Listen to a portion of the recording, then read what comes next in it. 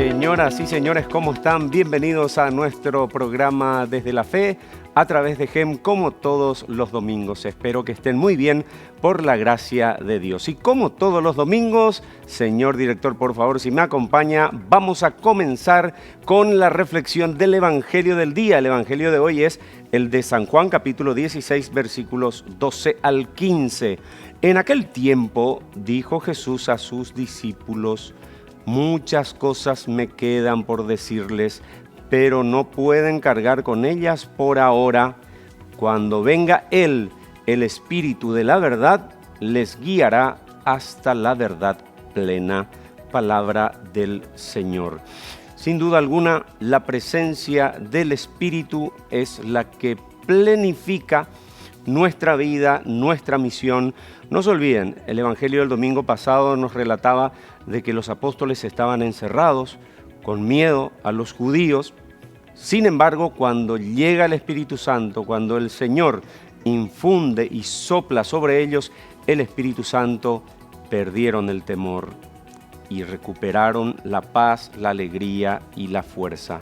Que el Espíritu Santo siga regocijándonos y dándonos la fuerza necesaria para enfrentar nuestras vicisitudes. Ahora, señor director, por favor, si me acompaña, vamos a presentar ya a nuestra invitada del día de hoy. Ella es especializada en docencia superior, es una psicóloga que trabaja mucho todo lo que es el tema educativo, y queríamos hablar hoy todo lo referente al tema de nuestra comunicación con nuestros hijos, nuestro diálogo con nuestros hijos, pero también ver un poco todo lo que es el tema del bullying, el acoso escolar, entre tantos otros temas que nos preocupan muchísimo. Y está con nosotros hoy la licenciada Diana Acuña. Diana, ¿cómo estás? Buen día, gracias por estar aquí con nosotros. ¿Cómo estás? Gracias por la invitación. Qué gran desafío, Diana, para nuestros tiempos, donde tenemos tantos instrumentos de comunicación, como son los celulares, tablets, computadoras, pero sin embargo tenemos graves dificultades en nuestra comunicación interpersonal en nuestra casa. ¿Podemos comenzar como una primera reflexión sobre ese tema? Sí, Mariano, la verdad que sí, y yo pienso que aquí el punto fundamental que hay que tener en cuenta, que no es menor y que a lo mejor se está dejando de lado, es el vínculo en la familia.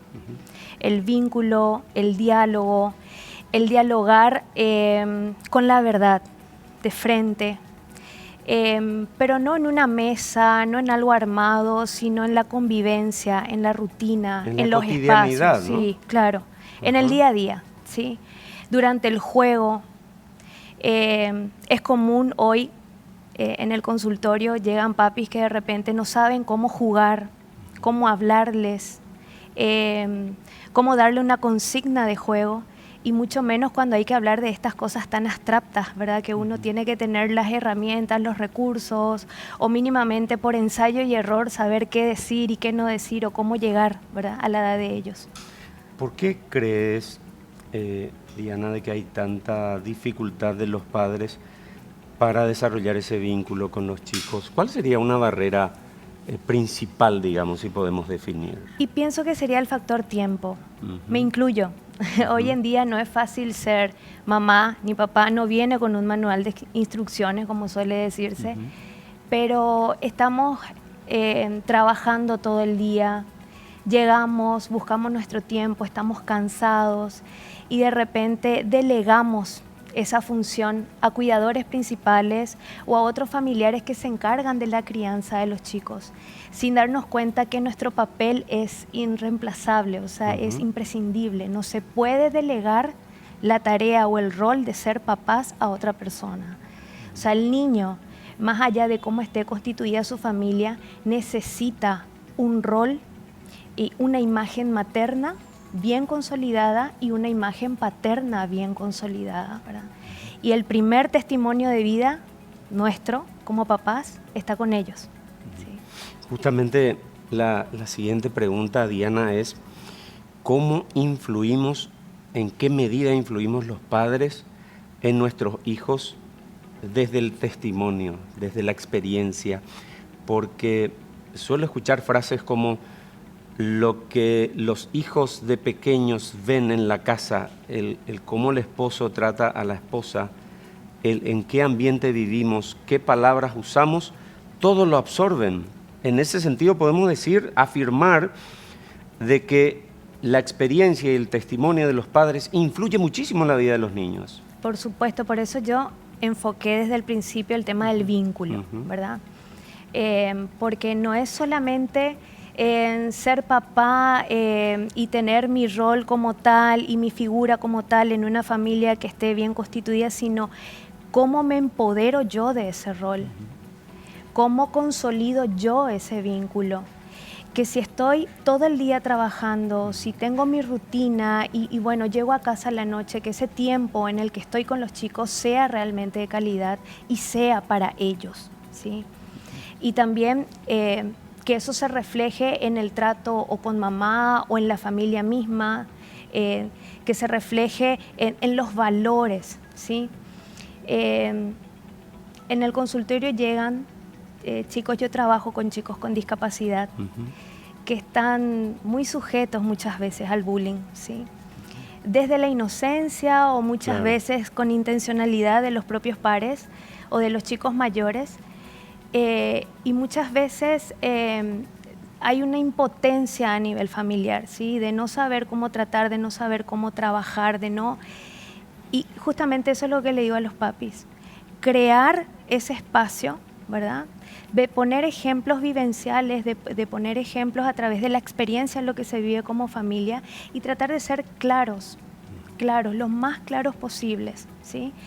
Porque tampoco uno va a estar exento de ese ambiente hostil. Eso lo vamos a tener siempre, pero sin embargo es diferente cuando conversamos con los chicos, cuando les anticipamos, ¿sí?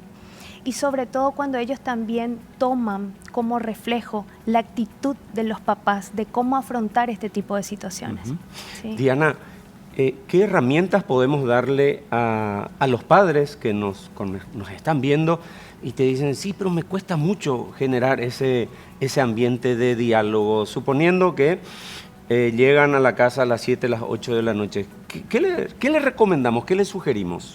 Yo siempre les sugiero que no sea algo preparado ni algo de, bueno, nos vamos a sentar a la mesa y vamos a dialogar. Sino como un que orden del día. Claro, y vamos a hablar de estos temas y no, que sea algo espontáneo. Algo más informal. Que sea algo dentro de la cena o preparando la cena, y cómo te fue en el cole y qué tal con las tareas y tratar de que no hacer preguntas muy amplias también. Si el chico es muy pequeño, no hacerle preguntas y tiene esperar un discurso. Claro. Empezar con lo puntual y tratar de ponerle facilitadores para que ellos puedan acceder a comentarte algo, ¿sí? Y bueno, si es que son más grandes, con más razón tratar de hacer de estos espacios algo espontáneo, algo auténtico y no sermonear, porque muchas veces los chicos también suelen decir, papá me habla y no me deja espacio, no me da un tiempo para que yo le pueda hablar. Él me dice, vamos a hablar, pero sin embargo él nomás habla, ¿verdad? Entonces también crear ese tú a tú, ese feedback, ese te escucho, me escuchás, ¿verdad?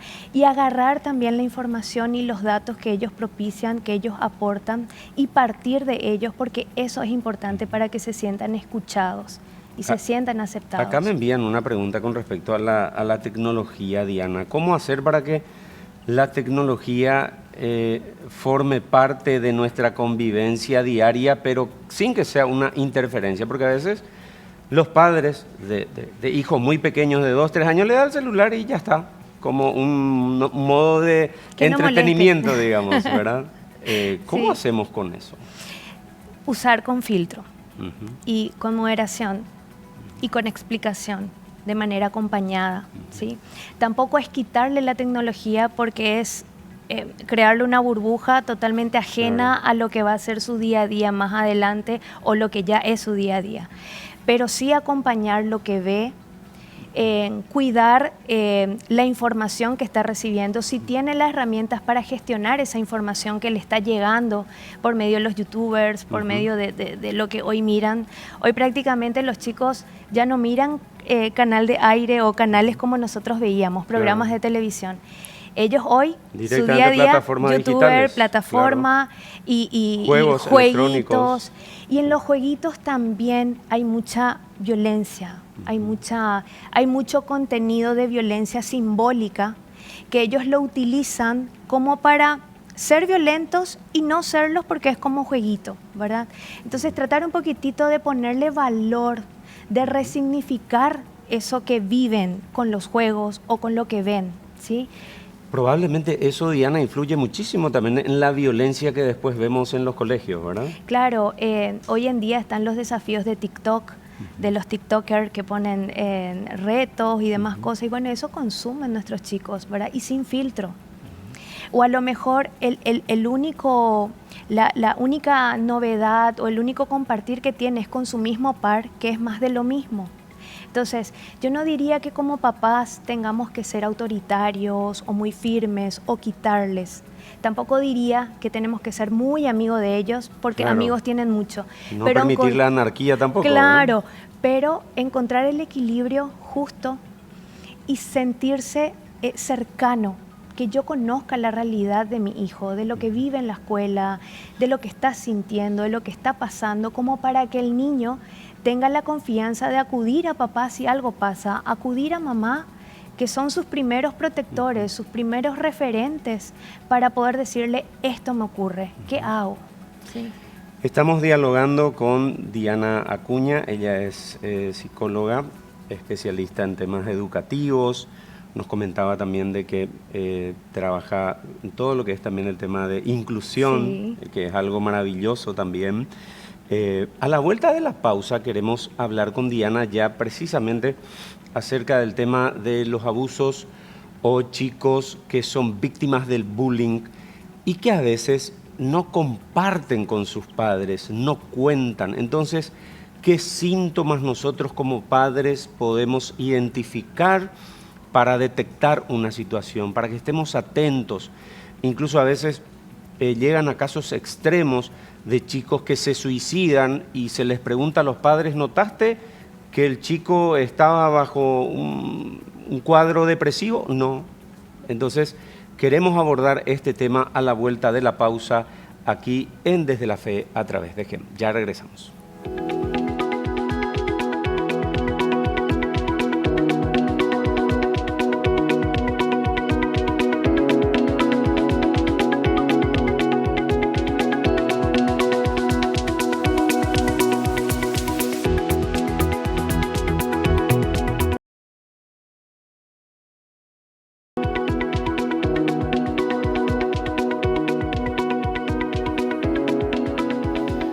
Seguimos en Desde la Fe a través de GEM en este día domingo, hablando del tema de la comunicación en la familia, la comunicación con nuestros hijos, y ahora queremos hablar sobre el tema de, por supuesto, algo que preocupa mucho a los padres, preocupa a toda la sociedad en general, el tema del bullying y también los cuadros depresivos, cómo detectarlo. Pero antes queremos agradecer, señor director, por favor, a Didactic Kids.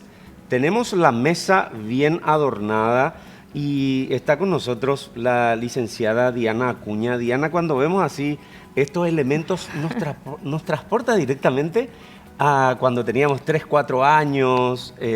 Si bien incluso en mi época hasta inventábamos autitos con cubiertas o algunos elementos, ¿verdad?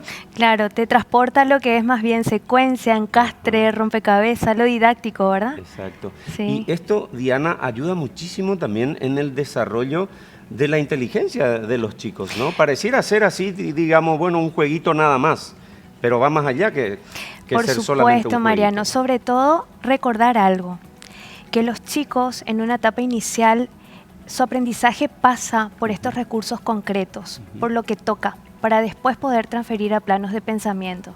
Entonces estos juegos son los ideales, realmente. Bien, agradecemos nuevamente entonces a la gente de Didactic Kids por formar parte de nuestro programa del día de hoy. Diana, la familia es el primer entorno protector de los más pequeñitos y como protector, papá, mamá, ¿qué elementos tenemos que tener en cuenta para identificar más allá de una situación física, no sé, alguien que le pegó a mi hijo por el brazo, por ahí se va a notar que tiene un moretón, pero por ahí mi hijo está sufriendo una situación de bullying o de acoso. ¿Hay algunos síntomas concretos que los padres podemos observar con detenimiento y acompañar? Sí, y por supuesto, confiar un poquito en ese rol de expertos en conocerle a nuestros chicos. Esa intuición como papá, como mamá que tenemos de que algo está pasando cuando mi hijo, presenta un lenguaje corporal diferente, sus intervenciones van más hacia un determinado tema o presentan rechazo a ir en un cierto ámbito, en un cierto ambiente, rechazo hacia ciertas personas. A veces ya no se quieren ir al colegio de repente y no quieren contar por qué. Claro, esas son señales. Me pasaba la vez pasada con un chico con trastorno específico del lenguaje, trastorno mixto, en la comprensión y en la expresión, que su mami estaba preparando las tarjetas de cumpleaños y la mami le dice el nombre de un chico y él le dice, no, ese no, ¿verdad? Él pegó. Entonces, con los recursos que tenía, él pudo comunicar o pudo expresar de que había una situación irregular, ¿verdad? Que eso hizo que podamos ir a intervenir o podamos ir a trabajar, a abordar en el ambiente escolar, ¿verdad? Con la profe, con lo que estaba pasando y que de repente pasa desapercibido porque como son chiquitos, entendemos como que es su forma de relacionarse o que ellos van a poder solucionar entre ellos. Y se minimiza a veces, ¿no? Y no, hay veces que la resolución de conflictos, la mediación, tiene su arte y tiene su necesidad para poder realmente llegar a una solución, para poder realmente subsanar cositas que pueden dejar sus huellas. Sí. Diana, otra preocupación que suelo escuchar mucho en los medios, en las redes sociales, es el tema de que a veces los abusadores están dentro de la misma casa o conectado a algún familiar cercano, el tío, la tía. ¿Cómo podemos aconsejar a las familias a cómo sobrellevar ciertas situaciones? Porque a veces no se tiene con quién dejar al chico o a la niña y se recurre a ciertos familiares, pero ¿cómo manejar esa situación? Es un poco complicado.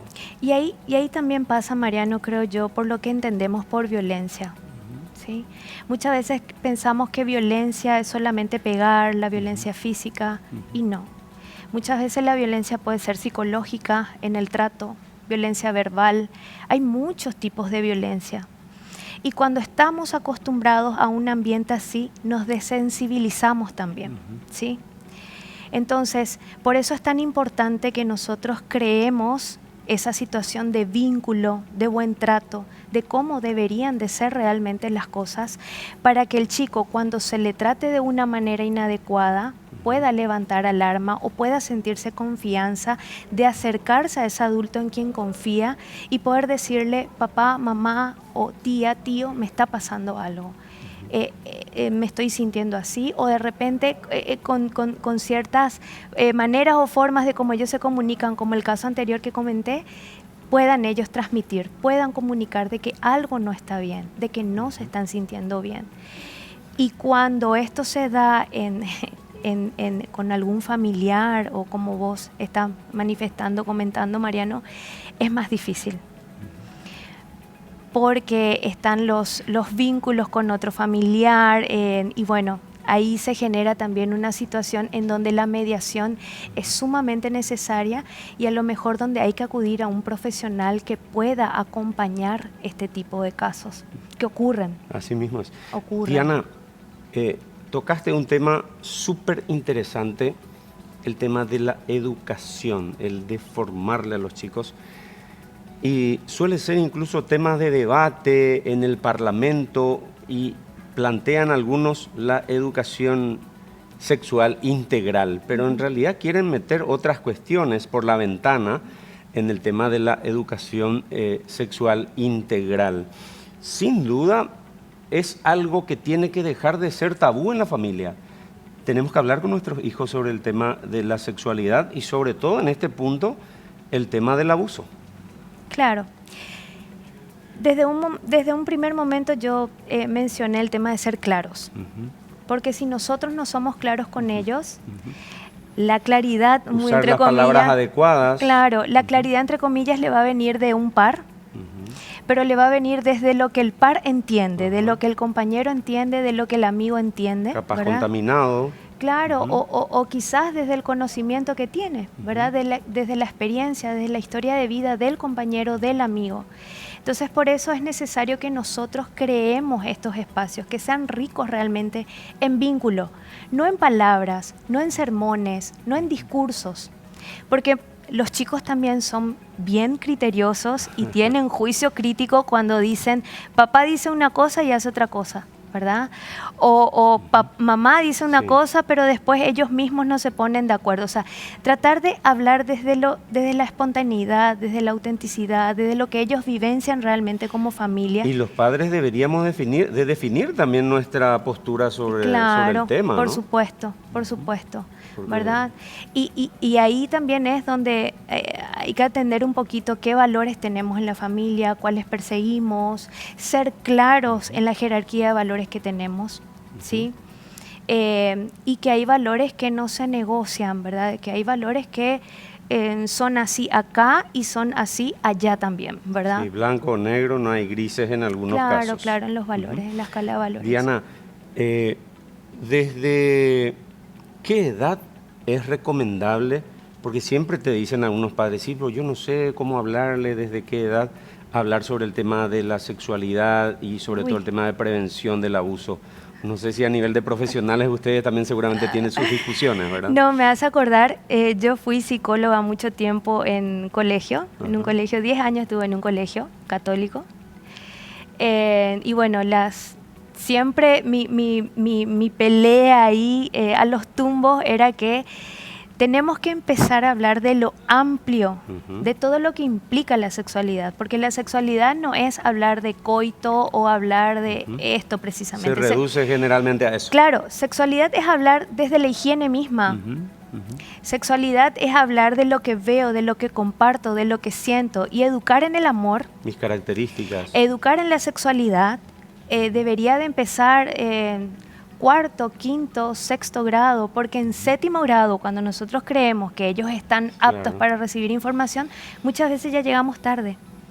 Y llegamos tarde, y me consta, llegamos tarde a experiencias incluso sexuales que muchas veces los adolescentes ya tienen.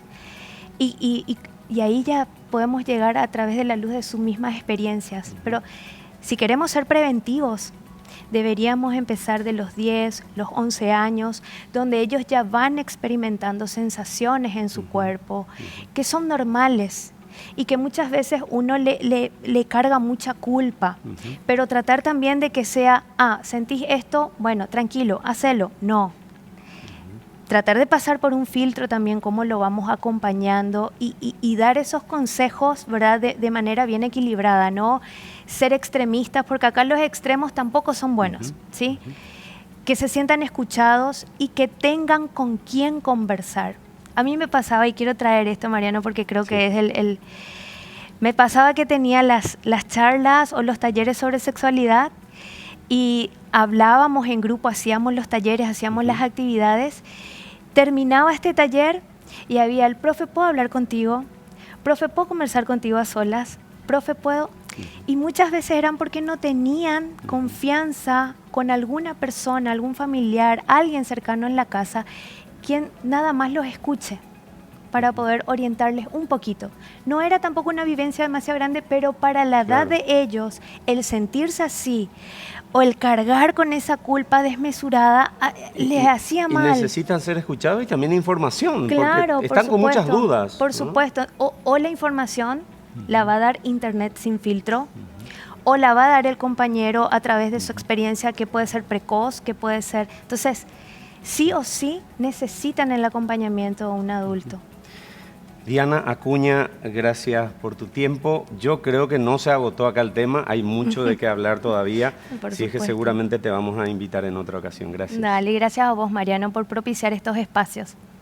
Así estuvo con nosotros Diana Acuña hablando de la importancia de estos temas, de conversar en familia, y sobre todo tratar el tema de la prevención de los abusos, cómo acompañar a nuestros hijos que están sufriendo algún tipo de bullying, ya sea en el colegio o en alguna otra actividad extraescolar. Nosotros nos estaremos reencontrando el próximo domingo. Por su atención, muchas gracias.